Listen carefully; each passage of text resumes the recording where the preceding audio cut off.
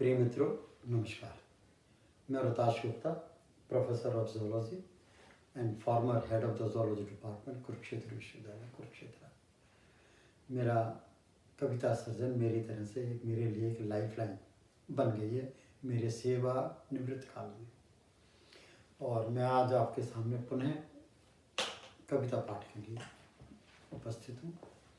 ये कविता मेरे विचारों की कविता में गीतमाला, मेरे विचारों की कविता में गीतमाला भाग 2 में सम्मिलित है। ये कविता तकरीबन वर्ष 2014-15 में लिखी गई और ये 2016 में ये छप करके आई और आज मैं सितंबर 2020 में आपके सामने इसका कविता पाठ कर रहा हूँ। कविता पाठ का शीर्षक समाज के प्रत्येक व्यक्ति के लिए, विशेषकर चाहे नौजवान हो और चाहे ऐसे बंदे जो जीवन में हार गए हों और जो ये सोच के बैठे हों कि पता नहीं मेरे ज़िंदगी में क्या होगा क्या नहीं होगा, और वो ये सोचते हो कि वो कौन सा फार्मूला है, वो कौन सा मार्ग है या वो कौन सा गुरु है जो मेरे को वो चीज़ बता दे जिससे कि मैं जीवन में सफलता प्राप्त कर लूँ।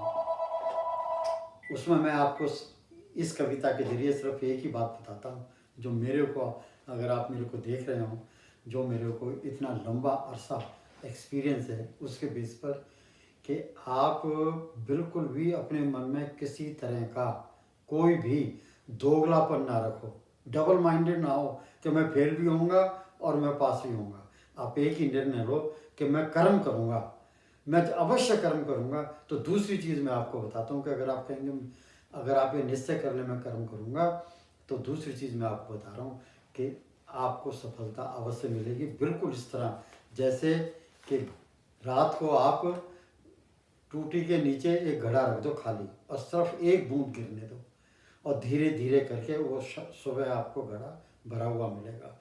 उसी तरह से ही आप नितांत नित्य प्रतिक्षण प्रतिपल आप मेहनत करो और आपको अवश्य फल मिलेगा। तो मेरी कविता का जो शीर्षक है वो है जीवन गीत है कर्म करना। अगर जीवन का कोई गीत है ना तो वो कर्म है। तो जीवन गीत है कर्म करना। बहुत सारे मिला के 3 मिनट लगेंगे। क्या कहता है कवि? जीवन गीत है कर्म करना, कर्म करने से न कभी मुंह फेरना। जीवन गीत है कर्म करना, कर्म करने से कभी मुंह ना फेरना। कर्म करने के मौके मिलते हैं तकदीर वालों को। बहुत बड़ी चीज़ क्या है कि काम, हर एक आदमी को काम नहीं मिलता। बहुत सारे लोग बेकार पड़े हैं। अगर काम आपके पास में कुछ भी है तो उसके बारे में कह रहा है कि आप इस काम की जो मिला हुआ है ना, इसे आप अपना सौभाग्य समझो। कर्म करने के मौके मिलते हैं तकदीर वालों को, नित्य प्रति क्रम की जिम्मेवारी, नित्य प्रति कर्म की जिम्मेवारी चोरी न कर हंस के झेलना। अगर मधु से मिठास है दिव्य प्रक्रिया का, कोई ऐसे नहीं बन जाता जो मधु का आप चाहे 100 किलो लाओ, 1000 किलो लाओ और आपको 1000 किलो मधु मिल जाएगा। लेकिन वो अगर आप ये सोचें कि 1000 किलो कैसे बना वो मधु, आपको हैरानी होगी। एक सुई की नोक से भी कम वाली चीज़ एक फेरे में एक मधुमक्खी फ्लावर से, पुष्प से और छत्ते तक लाने में सफल होती है, सुई की नोक से भी कम, और बना देती है हजारों किलो, लाखों किलो शहद। तो उसी की बात कर रहा है। अगर मधु में मिठास है दिव्य प्रक्रिया का, मिठास तो है ही है, पर उसमें मिठास किस चीज़ का है? दिव्य प्रक्रिया का। मीन्स उसके अंदर एक ऐसा श्रम परिश्रम लगाया गया है जो दिव्य है, कमाल।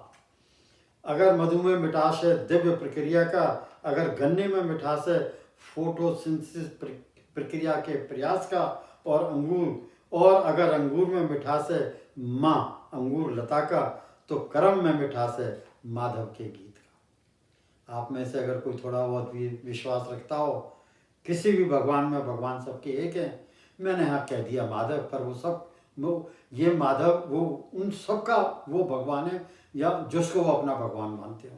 तो फिर मैं पढ़ता हूँ कि अगर मधु में मिठास है दिव्य प्रक्रिया का, अगर गन्ने में मिठास है फोटोसिंथेसिस प्रक्रिया के प्रयास का, और अगर अंगूर में मिठास है माँ अंगूर लता का, तो कर्म में मिठास है माधव के गीत का। तू गन्ना बन जा। अब वो कह रहा है गन्ने को आप एक, मैं तुम्हें साइंस की बात बताऊं कि प्लांट्स के होते हैं C3 C4 plants. C4 plants ऐसे होते हैं 1 साल चलते हैं, और C3 प्लांट्स जो होते हैं वो जैसे 6 महीने में तैयार हो जाते हैं। तो गन्ना हमारा C4 प्लांट है। तो C4 प्लांट जो होते हैं, जो गन्ना है, वो आप हैरान हो जाएंगे कैसे धीरे धीरे अपने आप में गन्ने का रस अपने तन बदन में भर लेता है। वो कोई आसान प्रक्रिया नहीं है, लेकिन भरता है नित्य प्रति श्रम परिश्रम करने से। तो वो कवि क्या कह रहा है, उस आप यंग आदमी से कह रहा है जो हताश, ये उस यंग आदमी से कह रहा है जो कर्म कर रहा है, और कहता है सोच, पॉजिटिव सोच और तेरा सब अच्छा होगा। तो क्या कह रहा है, तू गन्ना बन जा, तू अंगूर व माँ अंगूर लता बन जा। तू गन्ना बन जा, तू अंगूर व माँ अंगूर लता बन जा, और दिव्य आशीर्वाद का पात्र बन जा, और दिव्य आशीर्वाद का पात्र बन जा। दिव्य आशीर्वाद है हम श्रम परिश्रम से, और दिव्य आशीर्वाद का पात्र बन जा। कर्मशील होकर कर्म योगी का महापात्र बन जा। कमाल। तू भी पनपेगा, अगर तने ऐसा कर लिया तो अब क्या होगा, तू भी पनपेगा, पनपेंगे तेरे परिवार व परिजन। तू भी पनपेगा, पनपेंगे तेरे परिजन व परिवार, तेरे शिशु नौजवान वंशजों को कर्म संस्कृति का मुक्त दीदार होगा। संपन्नता समृद्धि तेरे दामन में होगी, तुझे जीवन सुख का अविरल साक्षात्कार होगा। अंतिम, भारत देश में अगर ऐसा हो गया तो क्या होगा, भारत देश में न होगा कुप्रबंधन, न रहेगी लापरवाही या लाचारी। स्वतः नए समाज में नवीन नीति नियम होंगे, विधि विधान का उत्सर्जन होगा। प्रत्येक संस्थान उपक्रम सभी निजी व सरकारी प्रतिष्ठान समेत ग्राम कस्बे शहर समाज का हर एक अंग सुधरेगा, शुद्ध होगा, सुसज्जित होगा। धन्यवाद।